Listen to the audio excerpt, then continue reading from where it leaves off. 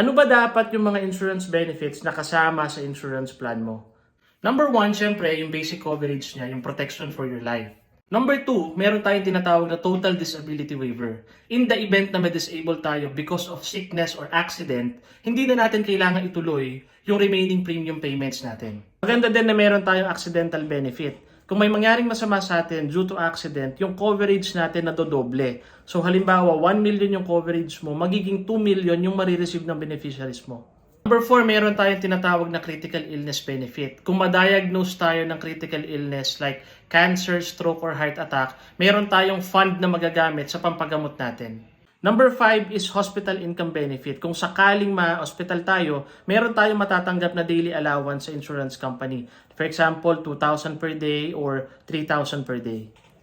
Mas madaming benefit, mas maganda para mas kumpleto yung ating insurance protection.